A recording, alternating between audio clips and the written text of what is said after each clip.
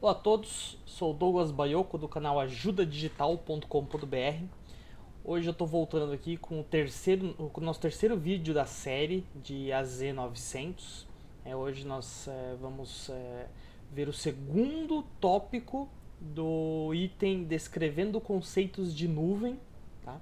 Então nós temos, eu dividi essa parte aí em 3 vídeos e a gente vai ver a segunda parte deste primeiro tópico. Tá? Como eu falei para vocês, a gente está seguindo aí toda a orientação oficial da Microsoft para essa prova.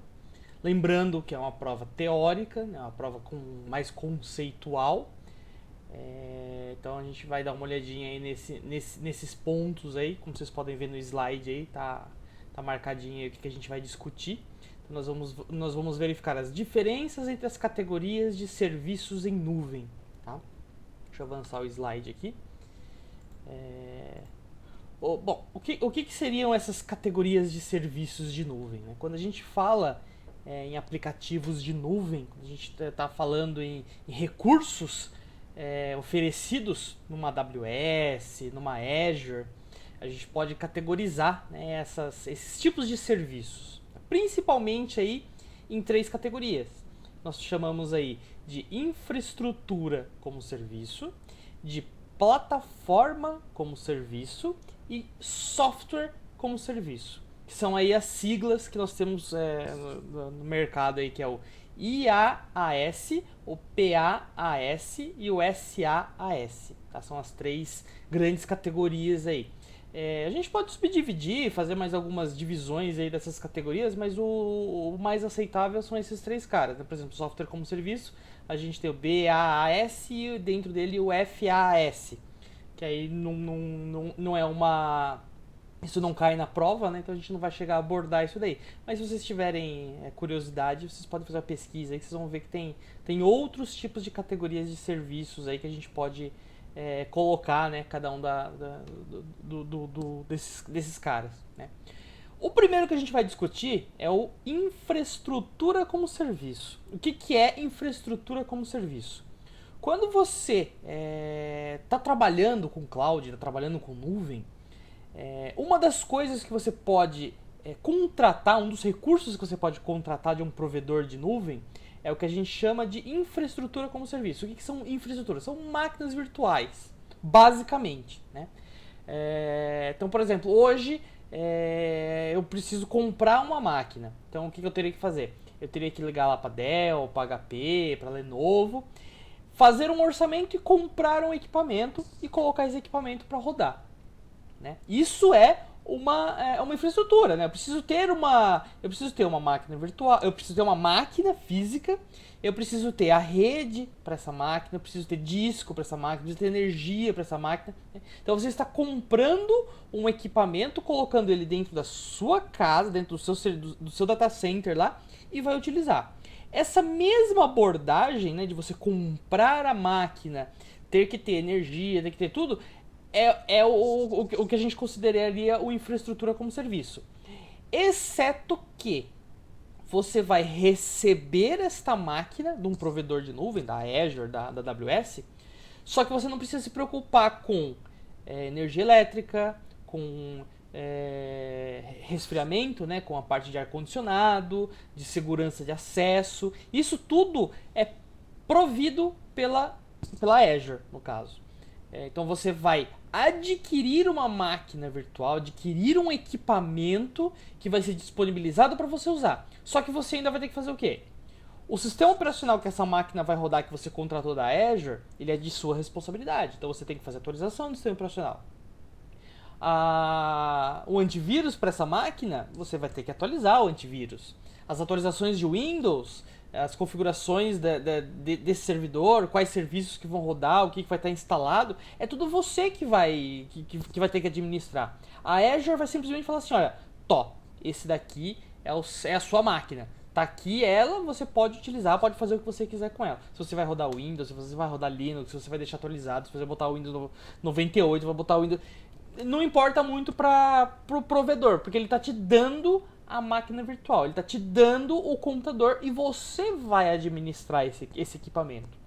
Tá, putz, eu vou instalar o Apache nessa máquina virtual. Pode instalar o Apache. É você que tem que instalar, a máquina é sua. Então você está alugando a infraestrutura, só que o provedor, ele te mantém, ele faz a base ali das coisas, né?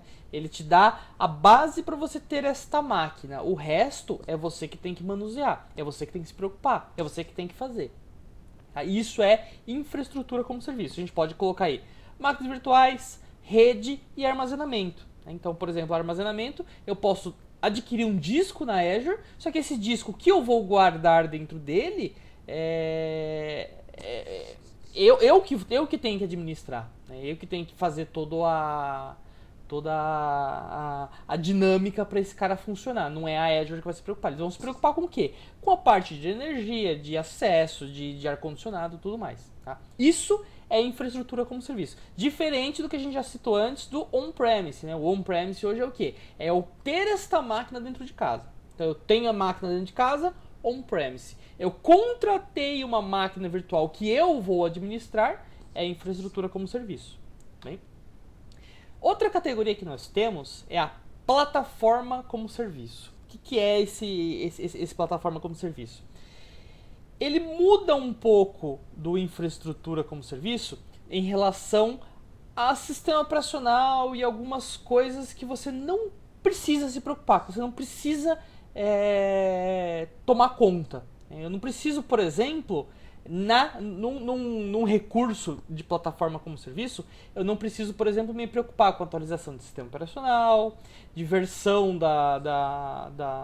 do antivírus que está rodando. Eu tenho algumas preocupações a menos, mas eu consigo desenvolver algumas coisas, eu ainda consigo configurar algumas coisas, eu ainda consigo criar algumas coisas. Tá? Um ótimo exemplo de uma plataforma como serviço é o SharePoint. O SharePoint é uma plataforma como serviço. Por quê? Porque dentro do SharePoint eu não preciso me preocupar se está usando o Windows, se está usando o Linux, nada. Eu não tenho esse tipo de dor de cabeça. Mas eu posso criar coisas dentro do SharePoint para os meus usuários utilizarem. Posso criar grupo, posso criar alguns aplicativos, posso integrar com algumas coisas. Então algumas coisas elas ainda estão ao meu cargo, né? Eu ainda tenho que fazer algumas coisas para que a minha aplicação, para que a minha plataforma funcione. Então eu tenho muito mais ao contrário, eu tenho muito menos coisas para me preocupar, mas eu ainda tenho que criar algumas coisinhas, tenho que fazer, eu ainda tenho, ele não vem pronto para usar, né? Ele não vem totalmente prontinho para você simplesmente clicar lá e sair usando. Você não tem que fazer algumas coisas, tem que fazer algumas configurações, tá? E aí a gente entra aí numa categoria que nós chamamos de serverless, ou que nós também conhecemos como software como serviço, tá? É muito tênue essa linha entre a diferença entre os dois, tá? Mas eles podem ser considerados aí muito similares. Tá? O que é o serverless? Diferentemente do infraestrutura como serviço e do plataforma como serviço, no modelo de serverless ou software como serviço, eu tenho muita pouca preocupação onde a minha aplicação vai rodar. Eu simplesmente desenvolvo o código, faço a aplicação, crio o programa, coloco isso para rodar e eu não faço ideia de como que o provedor vai fazer isso. Ele que se vire. Tá? Esse é o software como serviço. Né? Eu vou utilizar o software. Eu não vou me preocupar se tem sistema operacional, eu não vou me preocupar se está atualizado o patch do Windows, se está atualizado, se tem um antivírus, como que... nada. Eu simplesmente vou utilizar o software. Um exemplo disso, por exemplo, Facebook. Quem utiliza o Facebook não precisa saber onde que está rodando, não precisa saber se está atualizado, nada. Simplesmente você utiliza o Facebook. Esse é a característica de um sistema serverless ou um software como serviço. Você acessa esse serviço pela internet e quem usa esse serviço não vai se preocupar com nada além do uso do software. Então, o Facebook, o Gmail, o Wallmail, enfim, qualquer serviço de software que você simplesmente utilize é um software como serviço. Né? Um Twitter da vida, um Instagram, todos eles são softwares como serviço. né? Dentro da Azure, essa parte de software como serviço, a gente tem aí a nomenclatura do que eles chamam de serverless. Né? O que é o serverless? É o código sem servidor. Eu vou criar as minhas aplicações, né? Eu posso entrar lá, desenvolver aplicativos, desenvolver funções, desenvolver algumas coisas, colocar isso lá dentro da Azure, né? E utilizar isso sem me preocupar aonde que isso será rodado. Então eu não preciso ter uma máquina virtual criada com o sistema operacional instalado, com o IS colocado lá, configuradinho para poder utilizar. Não, eu simplesmente pego meu código, coloco lá dentro e falo assim, roda. É só isso que eu tenho que me preocupar. Então esse é o serverless, né? É a arquitetura onde você não se preocupa com hardware, com plataforma, nada. Você colocou e usa. Tá? Aqui tem uma tabelinha onde vocês conseguem visualizar o que é responsabilidade aí, mais ou menos, de quem que é a responsabilidade. Então, por exemplo, quando a gente trata aqui de recursos, né, on-premise, todas as responsabilidades são de quem tá criando esse serviço, esse recurso. Então, a parte de virtualização, parte de sistema operacional, parte de rede, parte de armazenamento, tudo é a cargo de quem está provendo aquela informação. Se eu sou o cliente, eu vou ter que colocar a máquina, eu vou ter que instalar o Windows, eu vou ter que fazer tudo. Né? Quando a gente fala na parte de infraestrutura, eu já vou ter algumas camadas que eu não vou me preocupar. Por exemplo, não vou me preocupar com qual sistema de virtualização que está usando, não vou me preocupar com os servidores físicos, a parte de armazenamento é tudo conta do provedor. Tá? Então eu já abstraí alguma coisa, eu já troquei a responsabilidade. Quem é o responsável? Quem está me alugando ou vendendo aquele serviço. Quando a gente fala em plataforma como serviço, aí nós temos aí algumas outras responsabilidades, né? Eu tenho bem menos responsabilidades do que na infraestrutura, mas ainda me sobra alguma coisa. Ainda tem que criar um aplicativo, ainda tem que fazer algumas outras coisas. Né? Quando a gente já fala em software como serviço, aí esquece, aí você só usa o software, aí você não precisa se preocupar com mais nada. É digitar usuário e senha e utilizar a aplicação. Tá? Aqui, a gente tem aqui meio uma analogia, né, em relação a um almoço, né, a uma pizza, quando você utiliza aí vários tipos de categorias. Né? Então, por exemplo, quando você... Vamos pegar uma pizza, né, para você comer uma pizza. Quando você come uma pizza, fazendo essa pizza em casa, é o que a gente chama de on-premise, né? Você é responsável pela mesa, você é responsável por fazer a massa, você é responsável por fazer a pizza, colocar ela no forno, tudo. Você é responsável por tudo. Tá? Quando você aluga, né, ou você aluga uma máquina virtual, que seria a infraestrutura como serviço, você não tem que se preocupar com algumas coisas. Né? Por exemplo, quando você compra uma pizza pronta, então você não precisa fazer a massa da pizza, né, porque ela já está pronta ali. Você não precisa colocar o queijo nela, você não precisa colocar molho de tomate, ela já vem pré-moldada ali. Você precisa fazer o quê? Você precisa colocar ela no forno, esquentar e comer. Né? Quando você já tem uma plataforma como serviço, que aí seria a parte do pizza delivery, né, a entrega da pizza, o que você precisa fazer? Você não precisa se preocupar em esquentar ela, não precisa se preocupar em fazer a massa, você simplesmente precisa pegar ali, ter onde utilizar ele, né, o refrigerante, os complementos ali para você poder comer aquela pizza e comer a pizza. É a pizza entregue na sua casa. E aí tem o SAS, né? O que é o SAS? O SAS é quando você vai lá jantar fora. Então, dentro da sua casa você não vai ter que precisar esperar a pizza, não vai ter que fazer, não vai precisar ter a mesa, nada. É simplesmente você vai no restaurante, consome aquele produto, consome aquela pizza e acabou. Então esse é o SAS, tá? Uma analogia aí sobre essas categorias de recursos de cloud. Tá?